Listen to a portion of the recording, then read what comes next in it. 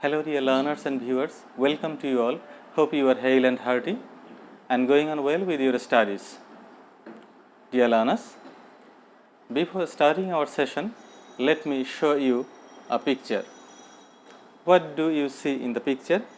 First of all, you see the picture of the father of the nation, and behind the picture of the father of the nation, you see the picture of our national flag, and in the left side, you see the picture of our countryside, that means in Bangla, Shujala Shufala, Shosho Shamula, Sonar Bangladesh. Dear learners, this picture is very significant. It has some hidden meaning. Okay? The picture of our national flag behind the father of the nation indicates that because of his supreme sacrifice and leadership, we achieved freedom. That means Bangabandhu gave us freedom. And in the left side, the picture of the countryside denotes that Bangabandhu cherished to uplift this country to the stages of developed nation, and thus he created an unforgettable history.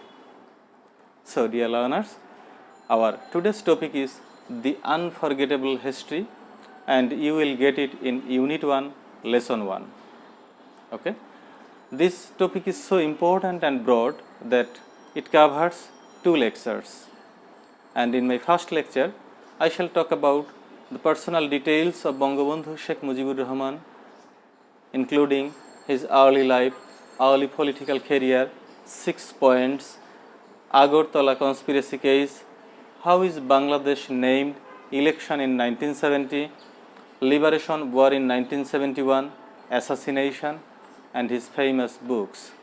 And in the second lecture, I shall talk about Bangabandhu Sheikh Mujibur Rahman's historic speech of 7th March 1971, and your text will start from here. Okay? So let's start. Personal details. Bangabandhu Sheikh Mujibur Rahman. Bangabandhu means friend of Bengal. He was born in 17th March 1920, Tungipara, Bengal Presidency, British India. Bengal Presidency, British India means at that time this country is ruled by the British. And he was died in 15th August 1975, Dhaka, Bangladesh.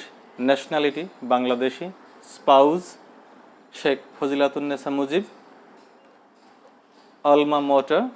Alma mater, it is an allegorical Latin phrase meaning school, college or university that one formerly attended. It can also denotes that the name of a school from which one graduated. So, Alma mater, Maulana Azad College and University of Dhaka. Religion, Islam.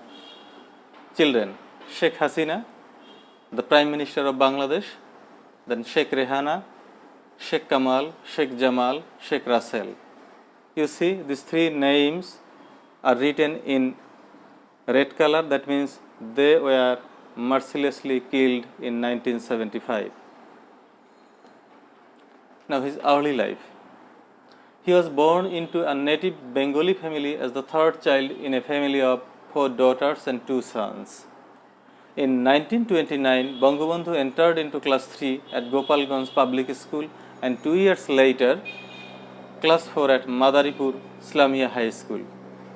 However, Bangabandhu withdrew from school in 1934 to undergo eye surgery and returned to school only after 4 years, owing to the severity of the surgery and slow recovery. At the age of 18, Bangabandhu married Sheikh Fazilatun-Nisa Mujib. Bangabandhu became politically active when he joined All India Muslim Students Federation in 1940. He enrolled at Islamia College, now Maulana Azad College, a well-respected college affiliated to the University of Calcutta, to study law and entered student politics there. He joined the Bengal Muslim League in 1943. In 1946, he went to become General Secretary of Islamia College Students Union. regarding Bangabandhu, M. Bhaskaran Nayar describes that Rahman emerged as the most powerful man in the party. After the partition of India, Bangabandhu enrolled in the University of Dhaka to study law and founded East Pakistan Muslim Students League. During these years, Bangabandhu developed an affinity for socialism as the solution to mass poverty, unemployment, and poor living conditions. On 26 January 1949, the government announced that Urdu would be the only official state language of Pakistan. At that time, though Bangabandhu was in jail, encouraged fellow activist group to launch a strike and protest against it, and he undertook a hunger strike for 13 days. Early political career. Bangabandhu left Muslim League to join Sohrawardi, Maulana Bhashani and Yar Muhammad Khan in the formation of the Awami Muslim League, the predecessor of the Awami League. He was elected Joint Secretary of its East Bengal unit in 1949. Bangabandhu then focused on expanding the grassroots organization. Leader of Pakistan. Following Sohrawardi's death in 1963, Bangabandhu came to head the Awami League, which became one of the largest political parties in Pakistan. The party had dropped the word Muslim from its name in a shift towards secularism and a broader appeal to non-Muslim communities.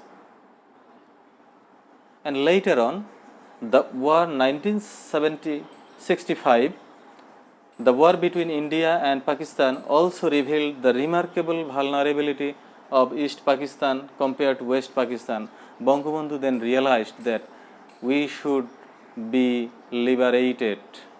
Okay, we should establish our country, our nationality. Otherwise, the West Pakistani will always suppress and oppress us. In 1966, Bangabandhu proclaimed a 6-point plan titled Our Charter of Survival at a national conference at Lahore. In fact, the seeds of freedom, the ladder of liberation, were within these 6 points. And here you see Bangabandhu announcing 6 points in Lahore 1966. Agartala conspiracy case 1968. This is very important. Bangabandhu and 34 other persons were accused and arrested for an allegation widely known as the Agartala conspiracy case during the Ayub regime in 1968. The case implicated that Bangabandhu and others were conspiring against the stability of Pakistan. February 22, 1969, he was unconditionally released and then he returned to East Pakistan as a public hero. He was given a mass reception on February 23rd at Racecourse Ground and conferred with the title Bangabandhu, meaning Friend of the Bengal. On 5th December 1969, Bangabandhu made a declaration at a public meeting held to observe the death anniversary of Sohrawardi that henceforth East Pakistan would be called Bangladesh. So undoubtedly we can say that Bangabandhu named this country. In the Pakistani general election held in 7th December 1970, the Awami League under Bangabandhu's leadership won a massive majority in the provincial legislature. The Liberation War. It was on 7th March 1971 that Bangabandhu called for independence and asked the people to launch a major campaign of civil disobedience and organized armed resistance at a mass gathering of people held at Racecourse Ground, now known as Sohrawardi Uddan in Dhaka. So there is no debate, no argument that who declared the independence of Bangladesh? Undoubtedly, Bangabandhu declared the independence of Bangladesh. And after the liberation war, when Bangabandhu was trying to uplift the country, a group of misguided, greedy, conspiratorial junior army officer invaded the presidential residence on 15th August 1975 and mercilessly killed Bangabandhu, his family and personal staff. Only his daughter Sheikh Hasina and Sheikh Rehana, who were then in West Germany, escaped. They were banned from returning to Bangladesh. And afterwards, Bangabandhu's death plunged to the nation into many years of political turmoil. The coup leaders were soon overthrown, and a series of counter coups and political assassinations paralyzed the country. And we still feel the loss of this great leader. Now here you see the tomb of Bangabandhu Sheikh Mujibur Rahman, and this is Bangabandhu Memorial Museum, Dhanmondi 32. This is another picture of Bangabandhu Memorial Museum at Dhanmondi 32, and these are his famous books. Okay, the first one is Asomapto Atmojiboni, in English, The Unfinished Memoirs.